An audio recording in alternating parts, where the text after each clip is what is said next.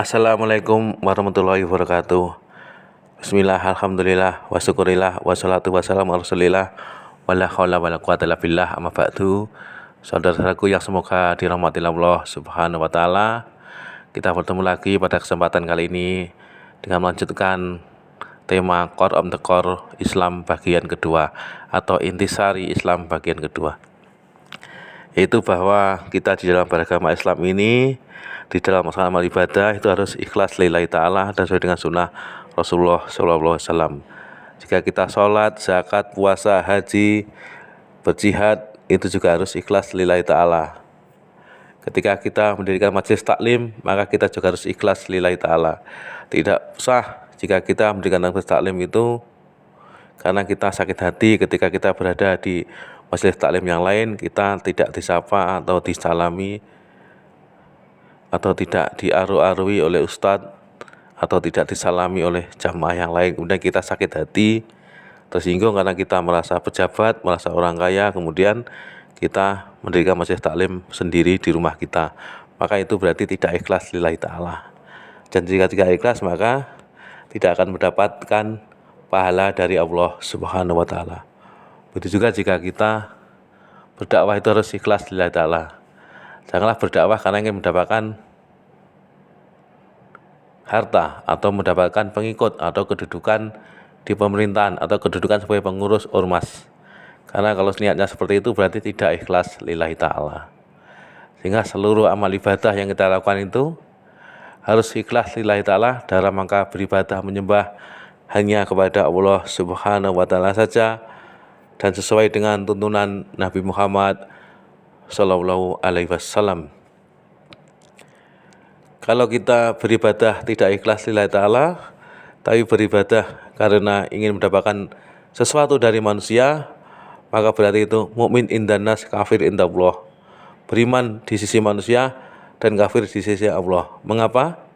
Karena ingin mendapatkan sesuatu dari manusia. Apakah itu berupa pujian, harta, atau karena sakit hati kepada manusia. Bukan karena Allah Subhanahu wa taala. Karena itu dalam segala hal ibadah itu harus dalam segala hal ibadah kita harus niatnya ikhlas lillahi ta'ala dan sesuai dengan sunnah Rasulullah sallallahu alaihi wasallam. Juga harus karena rasa cinta kita kepada Allah Subhanahu wa taala. Allah berfirman di dalam surat Al-Baqarah ayat 165, waladina amanu asadu hubbalillah, dan orang yang beriman itu sangat cinta kepada Allah. Jadi karena cinta kita kepada Allah, maka kita mendirikan sholat, zakat, puasa, haji, berjihad, berdakwah, mengadakan majelis taklim dan lain sebagainya di dalam amalan ibadah. Di dalam ibadah kita juga sesuai dengan sunnah Rasulullah Sallallahu alaihi wasallam, tidak mengadakan tata cara sendiri. Karena itu saudara-saudara yang semoga dimuliakan Allah Subhanahu wa taala, marilah kita di dalam melaksanakan amal ibadah di dalam agama Islam ini ikhlas lillahi ta'ala dan sesuai dengan sunnah Rasulullah Sallallahu alaihi wasallam.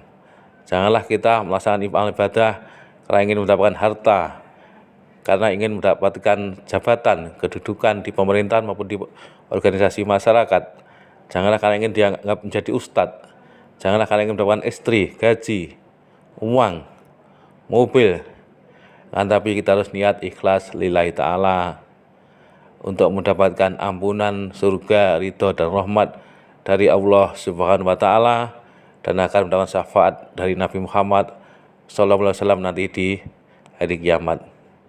Nabi Muhammad sallallahu alaihi wasallam sabda, innama a'malu binniyat wa innama likulli imri'in ma nawa, rawahu Bukhari wa Muslim.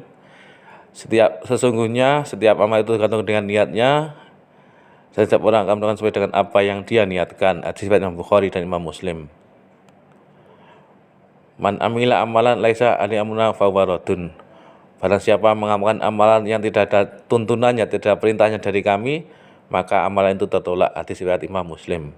Kita tutup dengan doa kafaratul majelis. Subhanaka Allahumma wa bihamdika Asyhadu alla ilaha illa anta astaghfiruka wa atubu ilaik. Subhana rabbika rabbil izzati amma yasifun wa salamun alal mursalin walhamdulillahi rabbil alamin. Wassalamualaikum warahmatullahi wabarakatuh.